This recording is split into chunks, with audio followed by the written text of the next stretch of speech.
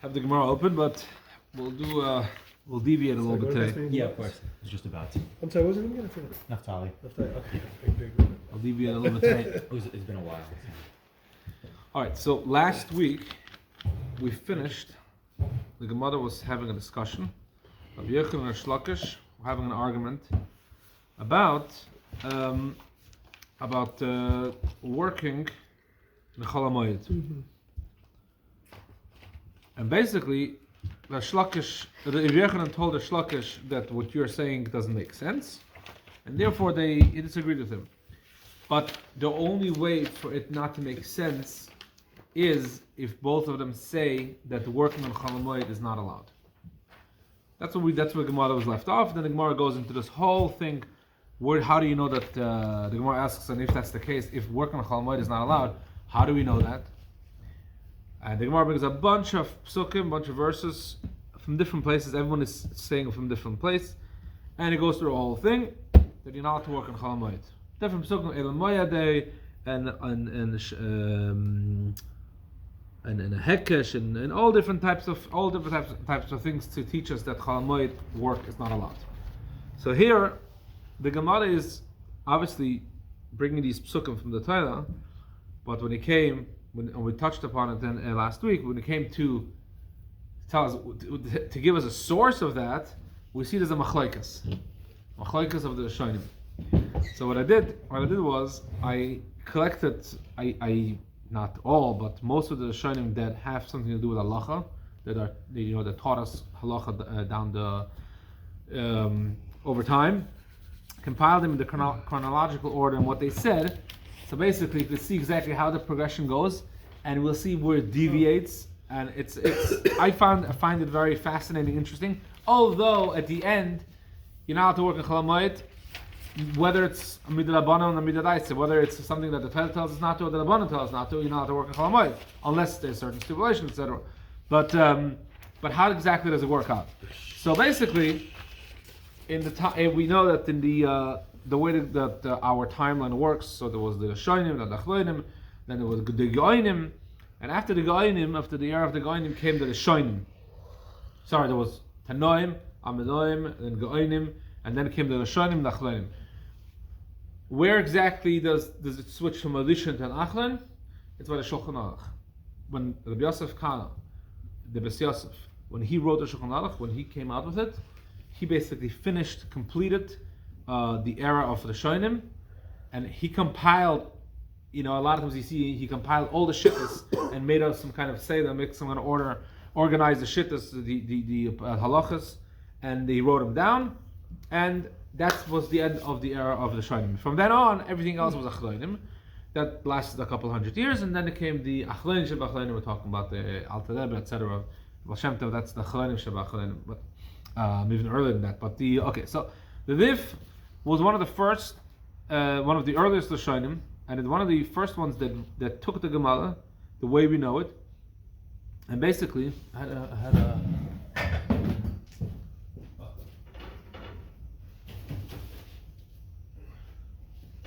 books and stuff. It's going to look on YouTube. Yeah.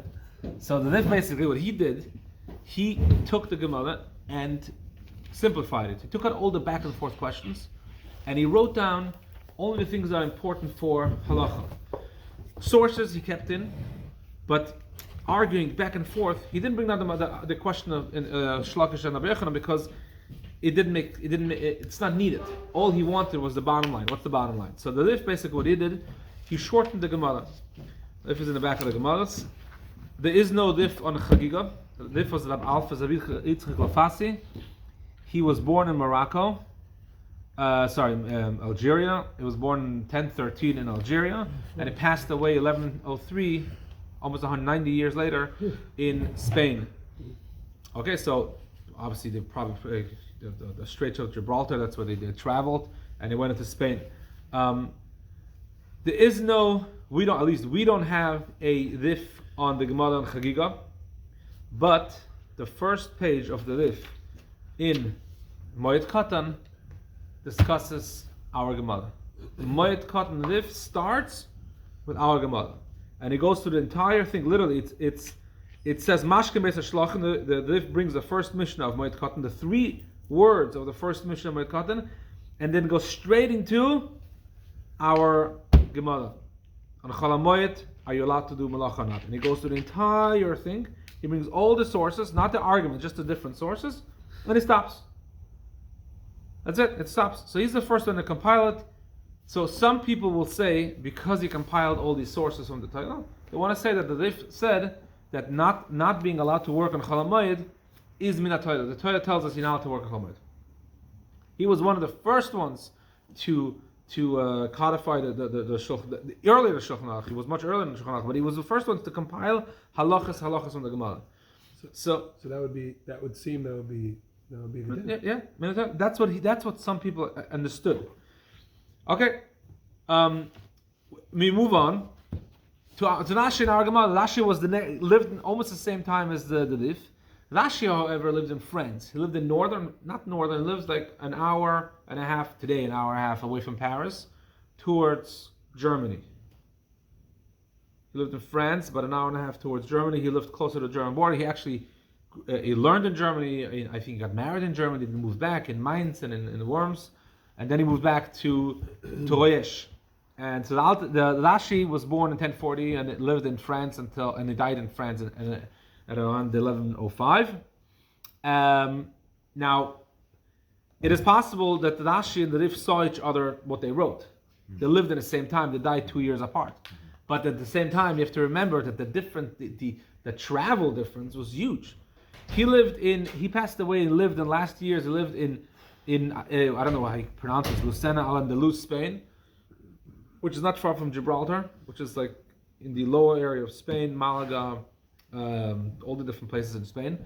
And Rashi lived all the way up Spain, across the what are the mountains they're called, the Pyrenees?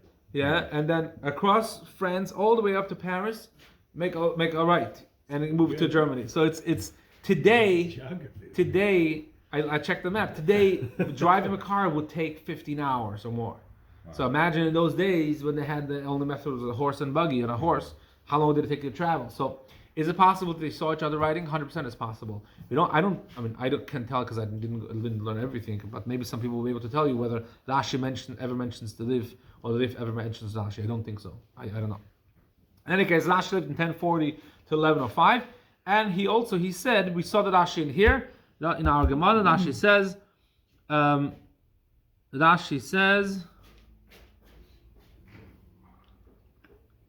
that it's min Torah.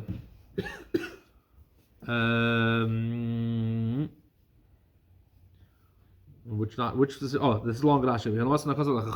And it's basically saying that it's min Torah. You're not allowed to do a melacha on Chol HaMoed, and Chacham will tell you later on exactly which melacha is also, which melacha is mutar. So Rashi says min Torah. Rashi's grandchild was known as the Rabbeinu Tam, the Yaakov Meir. He lived from 1100 till 1171. He also lived in France, but he argued with Rashi. And as we learned last week in this long Taisus, he brought down the Gemarrah. He brought down proof where Rashi brings the proof, where the Rif brings the proof from those Gemarrahs, from those sources. And then the Rabbeinu Tam asks a bunch of questions on that, 4 or 5 questions. And at the end, he says, because of those questions, we must say that not working Chol HaMoed is a isur, is not allowed, is prohibited midarabana, not midarabana. And those psukim is only a smachta b'alma. Those psukim are only coming to help the rabbanim. The rabbanim said halacha. We have it many times in the Gemarrah. The rabbanim said halacha, and then it brings a pasuk, and this pasuk just helps a smachta. It's something that rabbanim can lean on to strengthen their opinion. But that's the time we had this thesis last week. Comes the Rambam, okay, the Rambam in Hilchos Shvisus Yontif, Perek Zayin, and it says like this: the first halacha in this Perek Zayin, Chol HaMoed. I'm going to say inside Chol HaMoed, Afal b'shelenema boy Shabbosayin. Even though Chol HaMoed it doesn't say Shabbosayin about it. Hoyle Mika Kodesh, but it's still called Mika Kodesh, a holy calling of Mika Kodesh. Hayizman Chagiga b'Midbar, and Chol HaMoed was a time. B'Mikdash B'Mikdash. And Chol HaMoed was a time when the Yidden brought the Korban Chagiga in the Mikdash. Also, Basilas Melachas Chol HaMoed, you're not allowed to make it a Melacha that it shouldn't be like the other days of the week. It should look different. It's not Yontif, but it should look different than the weekdays. The weekdays, mundane weekdays, don't have any holiness, no kedusha. But Chol HaMoed, they wanted to add something, so you can't make malacha. If someone makes a malacha that is not allowed, they give him malchus, the rabbanon, the sages. It's called malchus malchus. They give him malchus. Why? Because the whole prohibition of working Chol HaMoed is only midah v'safim. That's why I don't give him malchus. It doesn't have any other punishments. He has malchus malchus. And not every. It's not just like Yantav. With Yantav, you can't do anything. At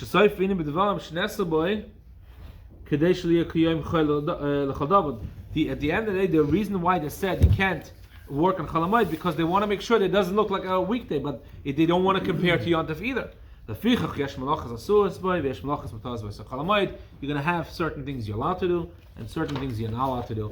But and it makes sense to say that not working on Chol HaMoed is a darabanan, and basically everything else you're allowed to. You're allowed to do whatever you want. Okay, that was the Rambam. Sorry, that was the Rambam. He lived in Egypt. So again, Egypt was very far from Rashi in France. He did see Rashi. He lived the era after Rashi passed away. But he went according to Tosfos. He lived in Spain originally, right? Ram lived in Spain. Then so he could have passed through Rashi's territory. It could, could be. I think it actually traveled by boat. Okay. There's a story through the Mediterranean. Mediterranean. I think it would travel by boat because that makes sense. You just go by boat. Right. But the Rambam lived in the time of the Tosfos, Balei Tosfos. Rabbi Tam was it's in the same time frame as the Balei Tosfos, so he saw their shitta, and many Balei Tosfos have that same shitta, the same opinion, and the Rambam agreed with them.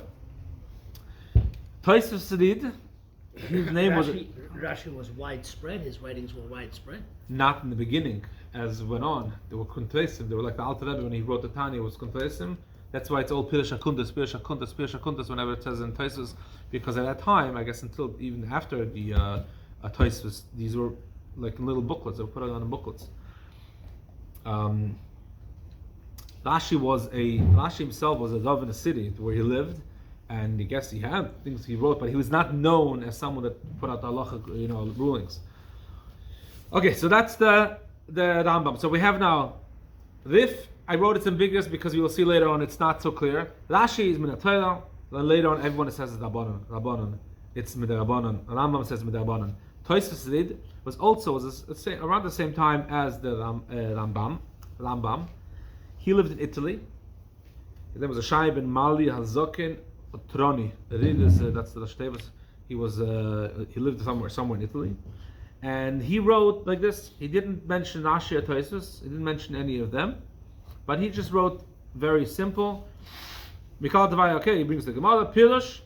Anan Kaimelon the Chol HaMoed lemitza el medabanan. We hold that Chol HaMoed, the only reason that it's prohibited to do a halacha in Chol HaMoed is medabanan. Kadaminu Maseches Maseches Mashkin Beis HaShlochin in Moed Katan. The first Masech Moed Katan. He brings the proof that Tosfos brings. And what does it say there? Ubashviz. So the Mashkin Beis HaShlochin in Moed Ubashviz. You're allowed to irrigate your field in Chol HaMoed and in the Shemitah year, in the 7th year. So the Gemarrah asks the Bishlam Moed. The reason why you would say that in Chol HaMoed you're not allowed to Mishum Techu, it's the only reason it's prohibited because it's hard work.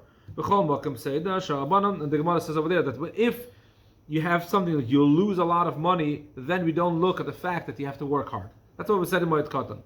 And Shvi is Midaraisa, but Shvi is Midaraisa. Basically, the Gemarrah is basically bringing proof, and Tosfos brings many times, that the Gemarrah in Moed Katan is differentiating between Chol HaMoed and Shemitah, that Shemitah is a prohibition midaraisa, and Chol HaMoed is only a Gzeira that Rabbanan says, don't work too hard. So if there's a lot of monetary laws that you could work hard. So basically we see, and basically he brings up a few other things that Tosfos brought down, and basically he finishes off, last line, let's skip around this last line.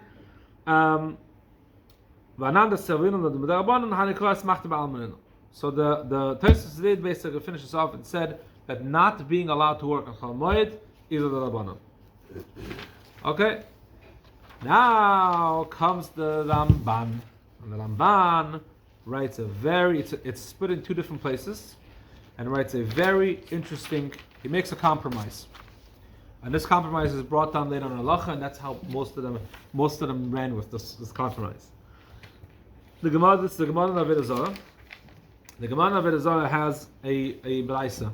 The brisa says as follows. Well, he lived at the same time as the Tishrei. The Ramban. Yeah. Ramban started off in Spain, died in Akon. That's a slow. He died in Akon, that's a slow. And he definitely saw Rashi. He saw the Rambam. He saw all the previous meforshim. He did see those five. And this is what he says. This is what he says. He says, there's a Gemarrah in Avodah Zarah. I copied the Gemarrah, just the two lines that's important for this piece. Tana Reb Shimon Elazar Oimel. Reb Shimon Elazar says, L'yaska Adam Sadeo Lekuti. You should not, page 15. 15 is that? L'yaska Adam Sadeo Lekuti. A person should rent out his field to a kuti. What was a kuti? A kuti were people that came to Israel, and they acted as if they took upon themselves all the torah and mitzvahs. They didn't do it right. They didn't do it wholeheartedly, and therefore they had its own gedem. We trusted them in certain things, and certain things we didn't trust them. We were not allowed to cause them to do avedas. He couldn't tell a kuti, go bring me something from outside on Shabbos, because they did convert. They did a conversion, but they didn't do it wholeheartedly. So with that, they had a different set of halachas. So here the Gemarrah says like this: a person should not rent out his field to a kuti. Why? And this is talking about, and the Gemarrah is going to see why. This is say why. This is talking about renting out a field that a kuti could go work in the field. So they had different halachas. What did they say? Because when you rent out, when you don't sell the field, but you rent out the field, people know this is Shimon's field, this is Levi's field. No one is going to call it the field according to the name of the renter. No, people know that the owner. Because the field is called the name of the owner of the Yid. And as someone will see a kuti working in the field in Chol HaMoed, he'll see, oh my gosh, what's going on? There's work being done in the Yid's field. And therefore, you can rent out a field to a kuti. The kuti is the kuti makes a malacha Chol HaMoed. Therefore, you're not allowed to rent out a field. So what's the reason you can't rent out a field? The only reason is because people know this is a field that belongs to a Yid, and people will say, oh, there's a malacha being done in the Yid's field. The Gemarrah asks a question. The Gemarrah has a bunch of back and forth, and the Gemarrah asks a question. What difference does it make that it's called in Yid's name? We have a much bigger problem. There's a halacha in the Torah that says, there's a halacha in the Torah that says, you cannot put a stumbling block in front of a blind person. And we translate it in any case. You're not to cause someone to make an aveda, not to cause someone to lose money, not to cause anyone to do something that's wrong. So a kuti has the same halacha. We are not allowed to cause a kuti to make an aveda. So you are not allowed to rent a field to a kuti, not because it's named after you, because if you rent it to him, he's going to work in the field. You're going to cause him to make a malacha in the field in Chol HaMoed. You're going to cause him to work in the field in Chol HaMoed. You're going to, maybe not going to cause it directly, but you're going to be involved in this aveda. The kuti is going to make an aveda. He's going to sin, that he's going to work in the field. You want to make sure that doesn't happen. So who the kuti not knowledgeable about the They're very knowledgeable. So why would we assume that the kuti is going to work in the field? They don't agree with all the halachas. That was the issue with the kuti. They accepted the Torah and mitzvahs, but not everything. But they accepted the rabbanon. Not everything. Not everything. So here we see the Gemarrah basically says that we have a problem. A kuti working Chol HaMoed in your field, you're causing him to work in Chol HaMoed. And this is an aved of lifnei. So the Ramban takes this, and the Ramban goes and says, because the Gemarrah asks this question, that it should be, we should not be allowed to rent out a field to a kuti because of this aved of lifnei michshel. Mashmalon mino the assumed da'isa. That is the biggest proof that the whole issue of working Chol HaMoed is manatayla. Because if it's a midalabanan, we don't say lisit and michshel by the rabbanon. If the rabbanon prohibit us from doing this, so he might have a reason why not, or this, that. But if it's if you're not allowed to work in a field midalaisa, then you have the problem of not putting a stumbling block, not causing him to do an aveda. But if it's a midalabanan, that the problem doesn't exist. So therefore, this is one of the proofs that Ramban brings down that it is a deraisa. This is something that, if I remember correct, Tosfos does not bring that down.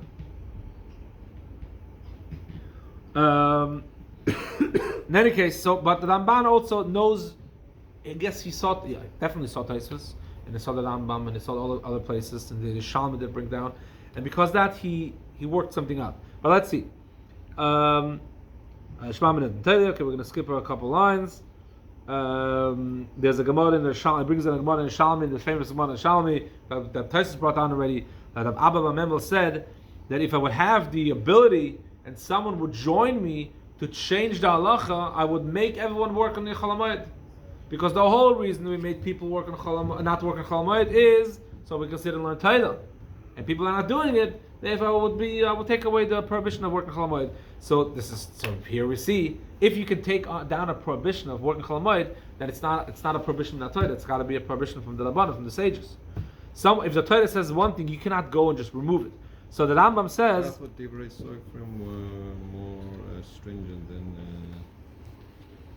To keep, yes, when the Chum all agreed and said halacha, for you to be over has a lot more stricter rules. Yes, that is true. But because it's the Rabbanan, you can always find loopholes. If the Rabbanan said it's awesome, then the Rabbanan can say it's mutter. They can give you conditions. They can give you this. But you can't do that. So basically, how was Rav Abba Memel able to say that I have the ability to remove the prohibition of working Chol HaMoed if I just have one more person joining me and make this halachic ruling? If it's minatayla, you can't remove it. Does it make a difference how many chachamim you have? So that's a good question against the Ramban. So the Ramban answers. The Ramban answers something interesting. So 4 lines from the second paragraph. Yesh loima, b'pnei shechacham hoisifu alein halbe. There was a base halacha on Chol HaMoed, a basic thing that you're not allowed to do. That was minatayla. Then the Chacham said, we want to make sure that it doesn't look like a weekday. So we're going to add more things. So Chacham Mesifal and how the Chacham add a lot more prohibitions. The Oisan, these prohibitions, those he wanted to remove. The Torah tells us, the only thing the Torah really told us that we're not allowed to do is work in the field because it's visible and people can see you work in the field and it's going to look like a mundane weekly day. Okay, something that looks like it's a difficult work. But he finishes off. But still, even though the Torah tells us you're not allowed to work, that's what the Ramban finishes off. That the whole thing of the Shalmi was that he only wanted to take down the prohibitions that the Chacham added. Those prohibitions the Abba Memel wanted to take down. But he finishes off. He says, even though I say the Ramban says that not working on Chol HaMoed is minat Torah, yet you won't get punished like other avedas. Loilav v'le malchus kalabakiv the mafla because it's only them. If it's only ademis, it's not a clear cut. It's still not clear cut from the Torah that it's a lav that's prohibited and you're going to get punished. So here it finishes off. This is David Zara. It finishes off Moshe Asfadadi, the Rambam. The Rambam we saw Paskin. The Rambam said that it's midrabanan. He relies on the Sira Shalmi and he says Sheiskano. But like Kivin Yafa, and the Rambam did not teach, did not translate, did not understand properly the Shalmi. That's what the Ramban writes. And now he goes into our Gemarrah. The white meforshim perish Doshin bechal tavai svir lechol HaMoed also b'sis malacha klei min ha'toik the mucha v'shmaitza. In our Gemarrah, Rabbi Yochanan and Shlokish have machlokes. The Gemarrah asks a question. According to their machlokes, they both agree that you're not allowed to do work in Chol HaMoed. And the Gemarrah goes on and says, brings proof from the Torah, a bunch of different psukim. So that's what the Ramban finishes and says, that not being allowed to work on Chol HaMoed is minat Torah. This is the Ramban in Avodah Zarah. The Ramban in Moed Katan says like this, and that's the next piece, the Ramban Moed Katan. He starts, if I remember correctly, starts off with a bunch of beginning of Moed Katan. He summarizes a lot of the halachas, the Ramban, a lot of the halachas, and at the end of that long Ramban, he writes this. I have to undo a knot, something got knotted, something got all misunderstood, or like we have now misinformation, right? We're in the misinformation era, officially according to CNN. So I have to undo this knot. Vadai the isudim malachis b'moyed min ha'Torah. For sure, not being allowed to work on Chol HaMoed is min ha-Torah. Again, like we bring down in Moed Katan, that over there brings down the Avelus. The Gemarrah says Avelus is like Chol HaMoed, and it says Avelus not when someone is in Avel, someone is in mourning, is not allowed to do any work. That is only with the abundant. And the Gemarrah says not only I'm going to look at Avelus not being allowed to work on Avelus, which is a midalabanan, but work on Chol HaMoed, which the Issa is midalaisa. The Gemarrah says those words, which the Issa is midalaisa. So here again proof that it's midalaisa. And it brings. I'm going to skip this first paragraph, this third from the bottom paragraph, because it brings the same proofs again and again that it's midalaisa. Then it brings the second to the last paragraph on this page. It brings down the same Yerushalmi, the same Gemarrah in the Vedazah, and it says again that they back and forth, and he touches it and it sets midatah. The last one. 1 second. So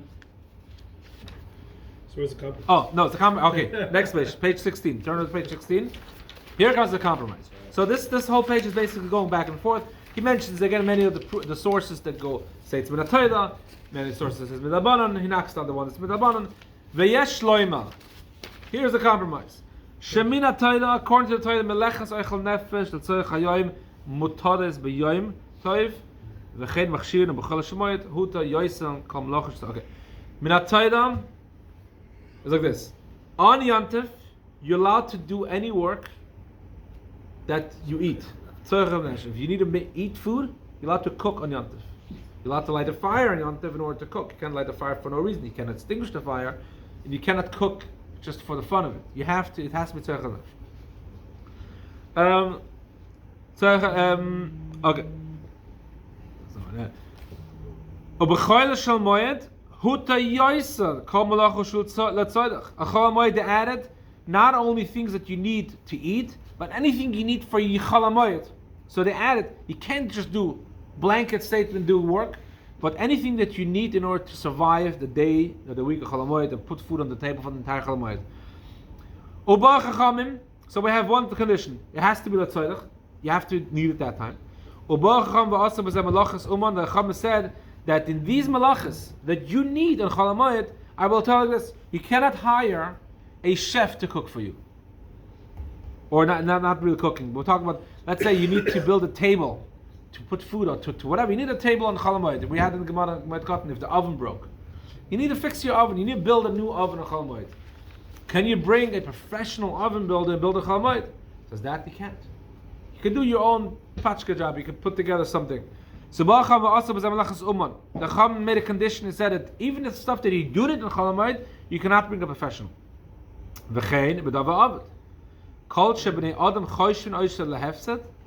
Anything that would get lost if you do not work, that field will be gone. So any of these type of things is you're allowed to. So he had a few conditions already. It's either something that you need for Yantif, but even if you need it, you can't bring a professional. And or if it's something that you might not need for Yantif, but it will get lost. You will be a monetary loss if you don't do something. So the Chacham added that you could do as well. Kach muta min ha-Torah. The Torah tells you those items, those things. Yes, you're allowed to work. If you know that if you don't go to the office on Yantif, you will lose a lot of money. Then the Torah tells you, according to Ramban, you're allowed to do that. You're allowed to go to work. V'zeu masana kos l'Chacham. The Chacham told us basically they are going to be the ones that are going to tell us how to navigate navigate what's allowed, what's not allowed. And it brings a proof. There's a machlokes whether you can seal a small jug, which the sealing is not such hard work, but the monetary loss is very little.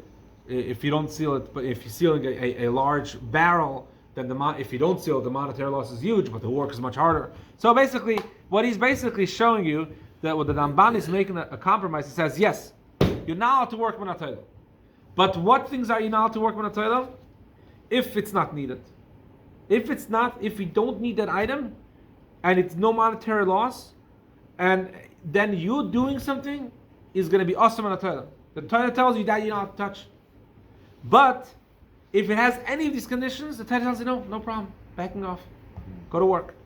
If you have monetary loss. So he makes a compromise. It's minat Torah, but only if it has those conditions. The conditions again are, there's got to be a monetary loss, it's got to be needed, or it's got to be needed, it shouldn't be too much hard work, etc. So they add conditions. But if those conditions are not there, you just want to build a house, just for fun. That the Torah tells you not allowed to. So the Ramban says it's minat Torah. Not being allowed to work on Chol HaMoed is minat Torah. But it depends when the conditions are in place. If those conditions go down, then you're allowed to go to work. Is work here defined as malacha the same for Shabbos? Or is it anything? No, not Malacha Shabbos, because Just literal straight work for monetary gain. Yeah, monetary gain, heavy work, hard labor. Okay, that was the Ramban. So beautiful. He made a thing. Now we're gonna see an interesting thing here. So the Rif was considered a Sephardi. He was from Sfard. He was a Sephardi. Rashi was an Ashkenazi. He was in France. Rabbi Tam was an Ashkenazi. Rambam was a Sephardi. Tesis Rid was, I think, also a Sephardi. Ramban was definitely a Sephardi. Now we're going to go into the area of the Ashkenazi Goinim and the Baal Halachim, because the Shulchan Aruch, as we know, the Shulchan Aruch that the Maseches wrote is based on 3 pillars. Shlosh Amudim, 3 pillars. It's based on the Rif, it's based on the Rosh, and based on the Rambam. The Rif and the Rosh, the Rif and the Rambam are both Sfarim, and the Rosh is an Ashkenazi. So now we're going to go to the Rosh. Let's see. The Rosh says the Rosh lived 1250 to 1259. So he lived in the same time as the Rambam, the last years of the Rambam. Ramban. And the Rosh again does not appear in Chagiga. The Rosh appears really in Moed Katan. And the Rosh, just like the Rif, which brings down the sources, the Rosh as well has a very interesting way of working. He brings down, I don't know if there's Rosh in this Gemarrah, should be. Moed Katan here. He was a teacher of somebody famous, no? Or he was the Rambam's teacher? He was the father of the Torah. Oh, maybe that's He was the father.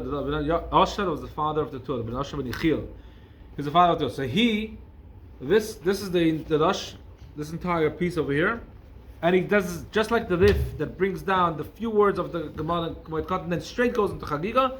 He brings down all the shittas and he finishes off and says, the Rabbanon. yeah. Elevadei kavochem eles al asmachta ba'alma lechazek diva chachamim, that it's a Rabbanon. Okay, comes his son.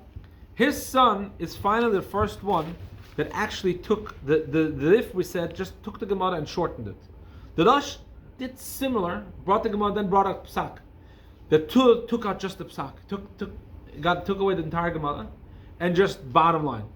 That was the beginning of the halacha books. Halacha Sfarim. Shulchan Aruch came afterwards. So the Tur went, and he just simply, basically, straight out brought down like this. Here, I gave this out. No.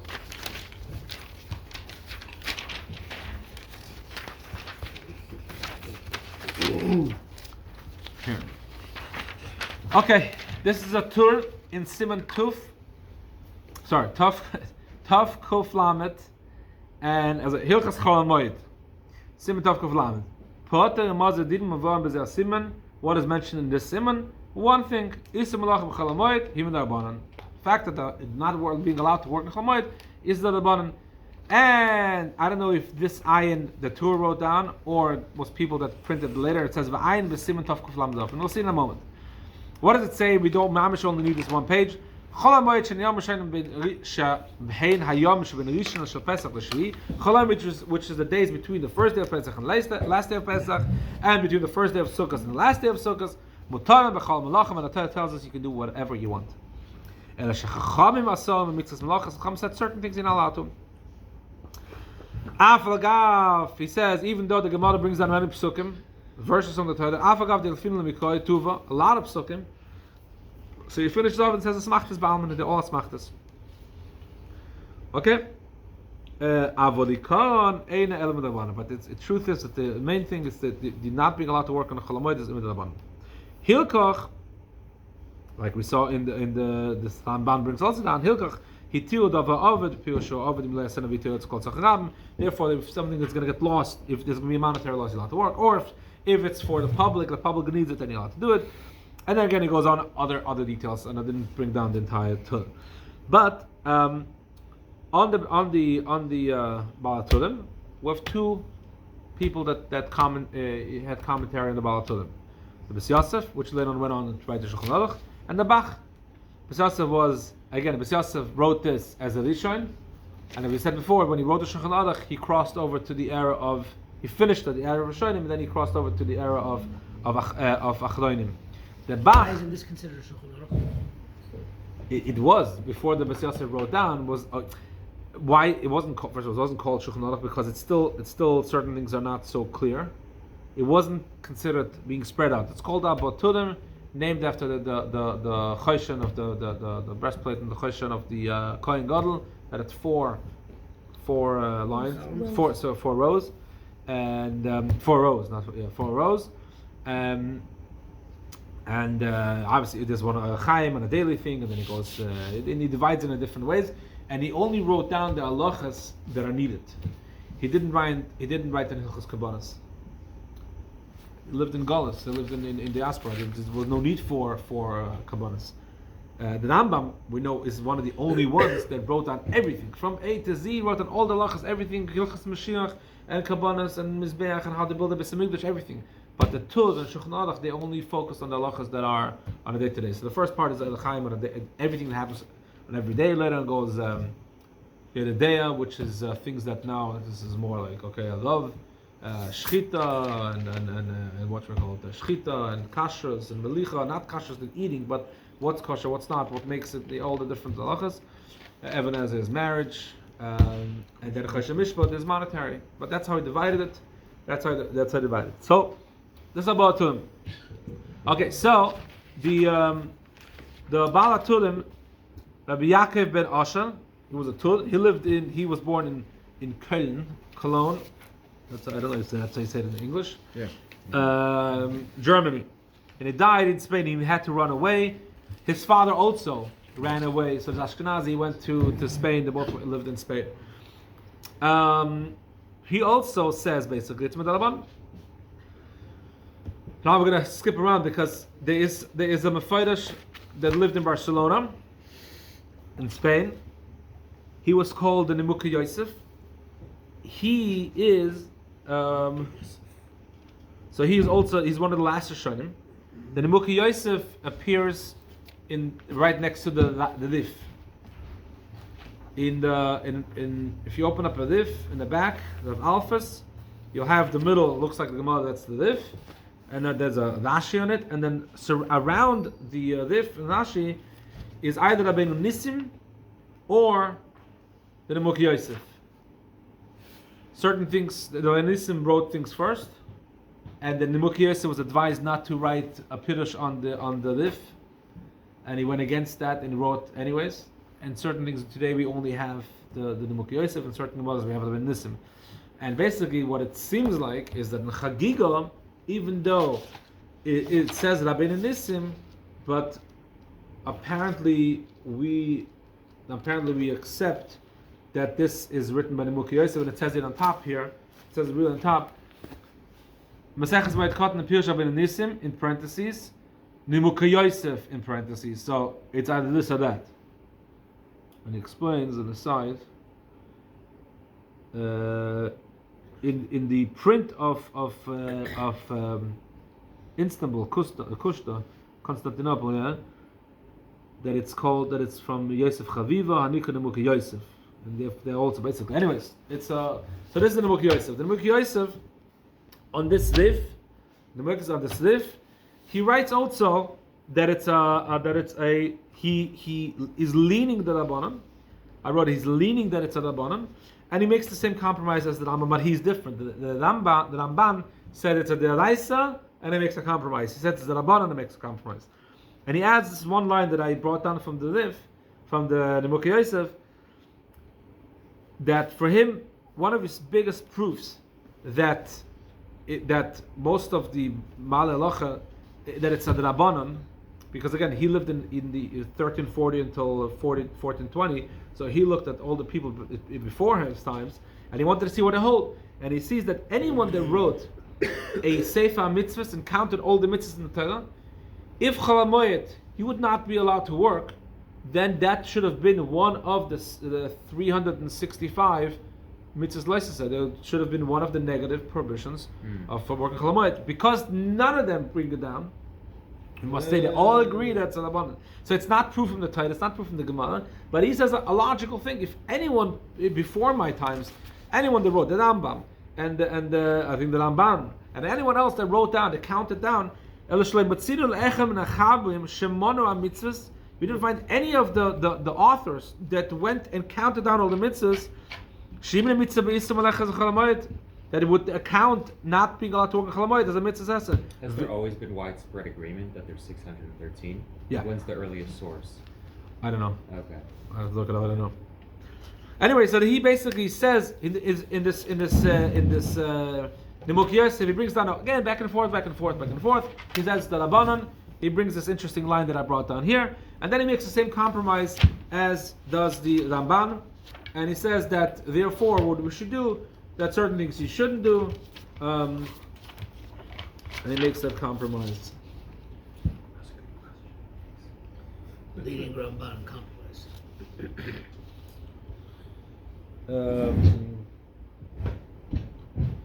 He says, "Ramban hitel pshala." Ramban bought a pshala, and it says, "Something like that." That's what basically he's saying. That is okay.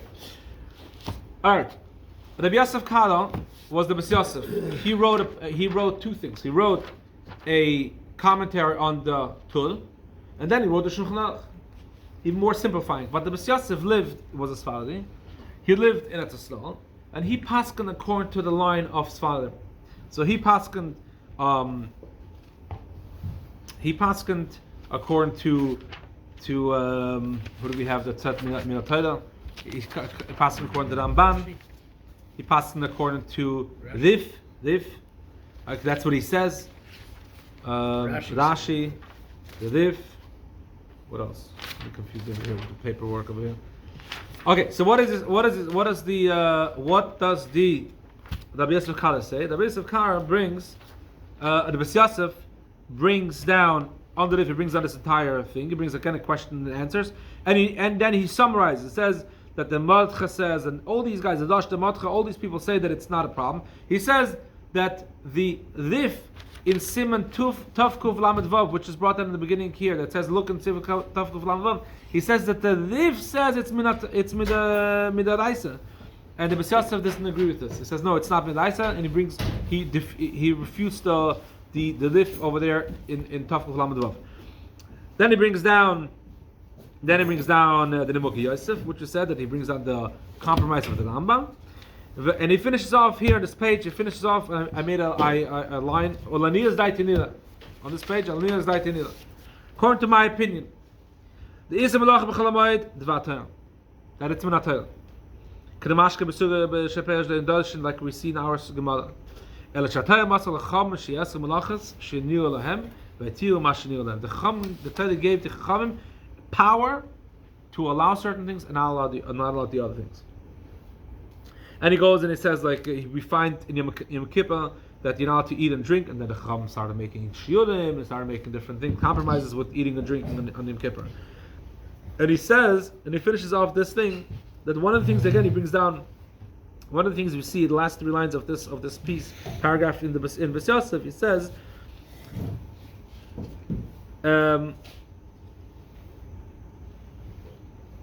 Lav milsehu. Anyone that complains and says that the Chacham could not do compromises in a minat, that's not true.